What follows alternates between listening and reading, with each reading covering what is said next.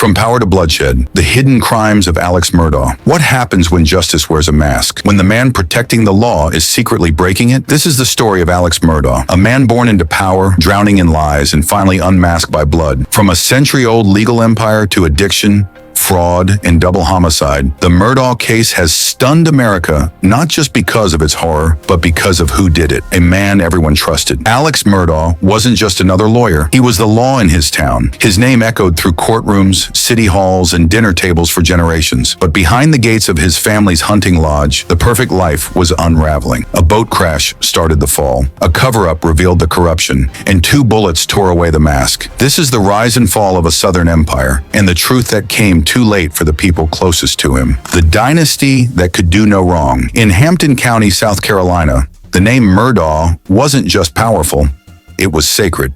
From 1920 to 2006, 3 generations of Murdaugh men served as solicitors, controlling criminal prosecutions across the Lowcountry. Their law firm, PMPED, was a money-making machine, built on personal injury cases, small-town dominance, and courtroom intimidation. Alex was the next in line. Wealthy, respected, untouchable. He had it all. Luxury homes, private jets, elite social circles. His wife Maggie was charming, and his 2 sons, Paul and Buster, seemed to live fairy tale lives filled with privilege and power. But power has a way of hiding rot, and of protecting it for far too long. The community whispered about the family's grip on justice, how they could influence police, make evidence vanish, control the narrative. No one dared cross them, not even the law itself. They were the law. But in the shadows, something darker was growing. Alex wasn't just living off the power of his name. He was abusing it, and soon his empire of lies would begin to collapse under its own weight. The boat crash that opened the floodgates February 2019. 6 young friends climb aboard a boat owned by Alex Murdaugh.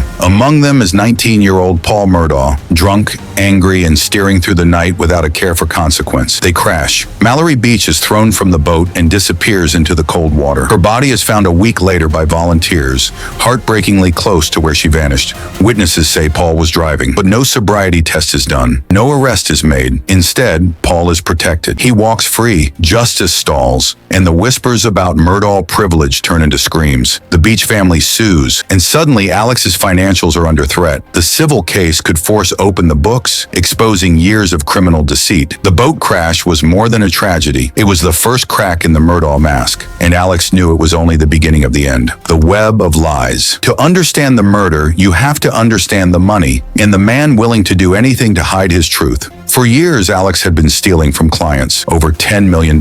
Families who just lost loved ones. Car crash victims, even the sons of their housekeeper, Gloria Satterfield, who died after a fall at the Murdaugh home under suspicious circumstances. Alex promised to help her sons. Instead, he stole their entire $4.3 million settlement, leaving them with nothing but grief and unanswered questions. He created fake bank accounts. He worked with bankers and lawyers to forge signatures, rewrote funds, and erase paper trails. His charm, once his greatest weapon in court, became his greatest tool for fraud. Even his law partners didn't know what he was hiding. The lawsuit from the Beach family was dangerous. It wasn't just about Mallory's death anymore. It was about exposing Alex's empire, brick by brick. And for a man addicted to oxycodone, drowning in debt, and surrounded by secrets, exposure wasn't an option. It was a threat he was prepared to kill to stop. A double murder. On June 7th, 2021, Alex Murdaugh calls 911. His voice is shaky, panicked. He tells the operator he found his wife Maggie and son Paul shot to death near their dog kennels. To investigators, it seems like a revenge killing, maybe tied to the boat crash. Alex says he was visiting his dying father during the murders, but something doesn't add up. His timing, his clothes, his behavior. A year later, a video is recovered from Paul's phone. Recorded minutes before his death, it captures Alex's voice. Right there, at the scene of the crime, he lied, deliberately, repeatedly, and coldly. Prosecutors believe Alex killed Paul and Maggie to delay the financial investigation, to create sympathy, to distract from the unraveling fraud, and to reset the story in the court of public opinion. And that's exactly what happened. After the murders, questions about the missing millions were put on pause. The firm stopped pressing. The court delayed the financial hearing. Alex bought himself time. He paid for it with blood, the blood of his own family. A staged shooting, September 2021. Just 3 months after the murders, Alex is shot in the head on a quiet country road in what appears to be a drive-by attack. It's breaking news. Someone's out to get the Murdaughs. The headlines scream. The killer is back. The town starts whispering again. But within days, the truth is out. Alex staged it all. He hired a former client and distant cousin to shoot him in a botched suicide attempt, so his son Buster could collect a $10 million life insurance payout. The gunshot was superficial. The plan, desperate. The motive, guilt, money, control, maybe all three. It was a calculated play to reset public sympathy, frame himself as a target, and keep investigators at bay. But it backfired. The shooter confessed. Alex admitted everything, and the police now had their smoking gun, not just literally, but legally. From this point forward, the mask was off. Fully, finally. The empire collapses. The truth came crashing down like a house of cards. Alex was disbarred. He was arrested, first for financial crimes, then for the murders of his wife and son. His law firm sued him. His reputation was ashes, and his name, once revered, became synonymous with deceit. Investigators uncovered over a decade of theft. Alex had created a fake business called Forge to reroute client settlement checks directly into his personal account. He stole from people who trusted him, victims who cried in his office, children whose parents had just died. He looked them in the eyes and took their money. He was once the man families turned to for help after tragedies. Now he was the source of their devastation.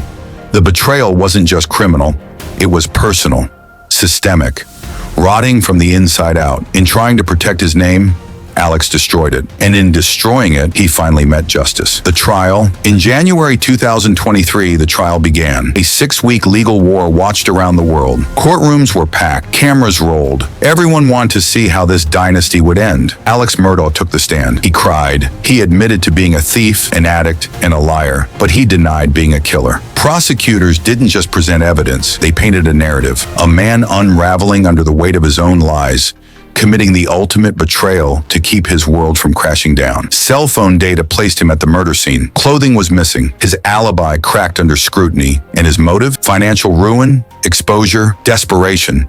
He was no longer the man behind the bench. He was the man in front of it, shackled, exposed, and doomed. The jury took just a few hours. Guilty on all counts. Alex Murdaugh was sentenced to 2 consecutive life terms. No parole, no escape, just silence, steel bars, and the echoes of everything he destroyed. What power hides? This wasn't just one man's downfall. It was the collapse of a legacy, a warning about power without oversight, a reminder that justice must be stronger than the names that try to control it. The Murdaugh story reveals what happens when small-town power grows too big, too arrogant, too unaccountable. When a family becomes the law, instead of following it, behind every mansion is a locked door. Behind every reputation is a secret. Alex Murdaugh used charm, connections, and fear to build his empire. But in the end, the truth rose above everything, even the legacy of 100 years. The crimes were real. The pain was personal. The damage irreversible. Justice came too late for Maggie and Paul, but it came, and now the system that once protected Alex has finally buried him. Alex Murdaugh used power to protect himself until it turned on him. This wasn't just a fall from grace. It was proof that even the untouchable can be unmasked.